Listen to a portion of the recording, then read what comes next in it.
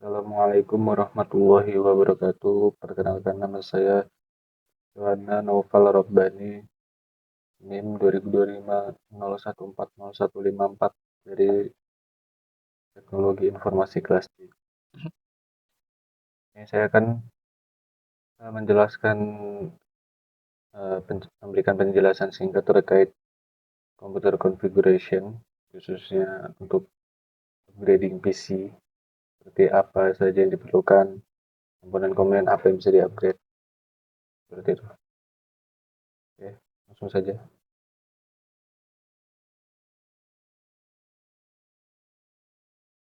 Agenda introduction, pengenalan, itu upgrading, benefit apa yang kita bisa dapat dari upgrade PC atau komponennya, terus hardware apa, yaitu motherboard dan prosesor installation.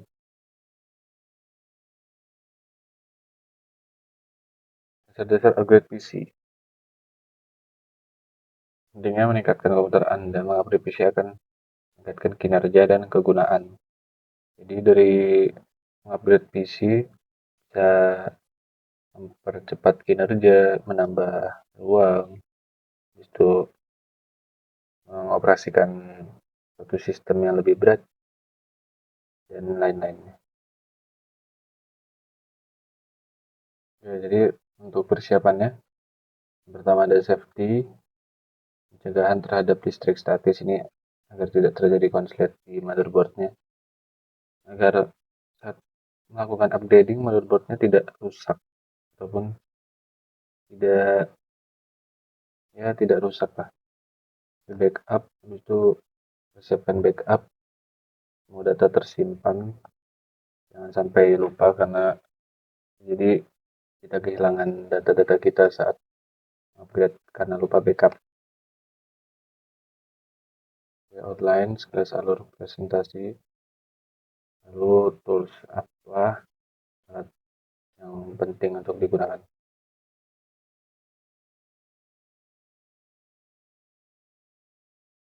Jadi untuk upgrade motherboard, tulang punggung PC, pelajari tentang kompatibilitas dan langkah-langkah instalasi. Jadi sebelum upgrade motherboard, ini ada video penjelasan dari YouTube yang saya ambil. Pernah bingung memilih motherboard yang tepat? Inilah beberapa tips biar gak salah pilih. Pertama, pastikan motherboard yang kalian pilih itu harus sama dengan prosesor yang kalian pakai, apakah Intel atau AMD, karena dua brand ini memiliki soket yang berbeda. Selanjutnya, perhatikan ukuran motherboard. Ada ukuran yang besar ATX, yang sedang micro ATX, yang kecil mini ITX. Pilihlah sesuai dengan ukuran casing kalian. Kemudian lihat juga jumlah slot RAM. Kalau kalian ada rencana upgrade RAM di masa depan, pastikan motherboard yang kalian punya memiliki banyak slot RAM. Jangan lupa cek port-port yang ada di motherboard, misalnya port USB, HDMI, atau Ethernet. Sesuaikan dengan kebutuhan kalian. Pilih juga chipset yang sesuai. Chipset itu penting banget karena chipset lah yang menentukan fitur-fitur yang ada di motherboard yang kalian pilih, kayak overclocking, dukungan PCIe, dan kecepatan transfer data. Dan yang terakhir, pastikan motherboard yang kalian pilih support berbagai teknologi terbaru. Pernah bingung memilih motherboard yang Jadi kira itu bisa kalian pertimbangkan sebelum mengupgrade motherboard ya. Ini komponen-komponennya, ada soket, terus ada banyak. Ini sebenarnya agak buram-buram gitu ya. Buram sih, biasanya agak tipe-tipe. Lanjut. Oke, ini untuk tingkatan prosesor. Kita bisa lihat juga videonya. Upgrade CPU dan GPU. lebih penting upgrade prosesor dulu atau PGA card dulu? Kedua komponen ini memiliki peran yang sama pentingnya. Kalau kalian sering main game berat dan menginginkan FPS ratusan di settingan grafik rata kanan, kalian bisa upgrade graphic card dulu, karena graphic card adalah otak utama untuk merender grafis dalam game. Tapi kalau kalian sering multitasking dan sering kerja menggunakan software yang mengandalkan performa single core, tentu saja kalian bisa upgrade prosesor dulu. Sebenarnya upgrade CPU atau graphic card itu tergantung dengan kebutuhan kalian. Kalau untuk gaming tentu saja graphic card. Kalau untuk multitasking dan produktivitas, prosesor bisa jadi pilihan utama untuk upgrade. Sebelum kalian upgrade juga, selalu pastikan kedua komponen itu sama kuatnya untuk meminimalisir bottleneck. Lebih Jadi kira-kira itu yang bisa dilakukan sebelum upgrade CPU atau mau upgrade GPU. Ya, seperti itu. Oke, SSD dan HDD upgrade. Jadi ini langkah-langkahnya sebelum kita menginstalasi. Pertama cek jenis SSD yang cocok, apakah SSD cocok apa enggak. Terus backup dulu data-datanya. Lalu kita clone atau install ulang Windows agar tetap bisa dipakai. Terus pasang SSD di slot SATA M2. Lalu atur SSD sebagai boot di BIOS. Tekan rem aktif. Gunakan HDD lama sebagai penyimpanan.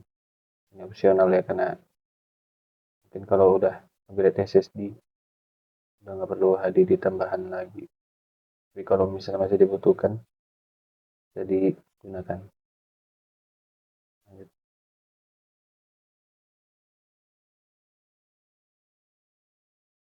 Ini tentang power supply.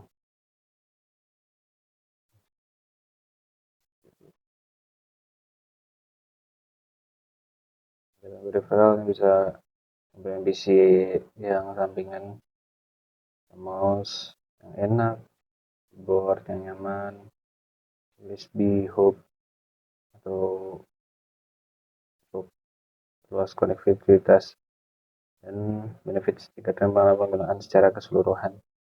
Jadi tadi semuanya itu ya.